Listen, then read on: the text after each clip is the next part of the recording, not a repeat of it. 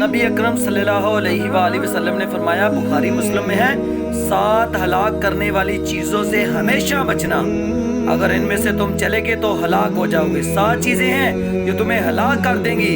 या रसूल अल्लाह, वो कौन कौन सी 7 चीज़ें हैं?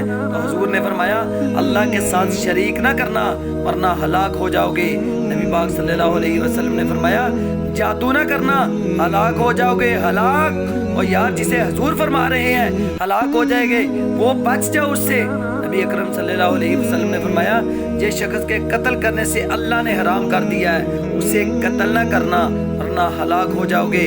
रसूल पाक ने फरमाया, सूद कभी भी ना खाना, सूद हलाक हो जाओगे। हलाक का लफ्ज़ बोला है, बड़ी बड़ी दलीलें बैंकों से मिलती हैं। हाजी साहब ने कहा और हाजी साहब मान गए, मोहतरम मान के कहने लगे, जी वो कारोबार करते हैं, वो बोले वाले हैं, आप लोग पता सारा होता है आपको। देखो, सब कामों के बावजूद मुश्किल बैंकों में पैसे उसी अकाउंट में रखे होते हैं जहाँ से मुश्किल सूद आता है। हुजूर ने फरमाया, ये काम कभी ना करना। तू कहता है मैं सूद के पैसे से कारोबार चमकाऊंगा, तेरे नबी ने तो फरमाया तू हलाक हो जाएगा, तेरा कारोबार कैसे चमक जाएगा? वो अल्लाह के बंदे, तुम्हारा जो असल माल है वो भी उसमें मिलके गर्क हो जाएगा। तुम्हें समझ क्यों नहीं आती?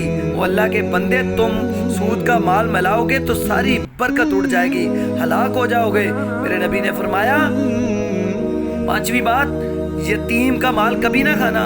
तुम लोग शौक से यतीमों का माल खाते हो, हलाक हो जाओगे।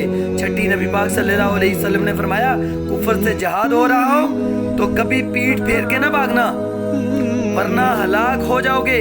और अल्लाह के रसूल ने 7वीं बात बताई, बेकसूर और बेगना औरत पर तोहमत ना लगाना और बिला वजह बहू के खाते ना कुछ डालना।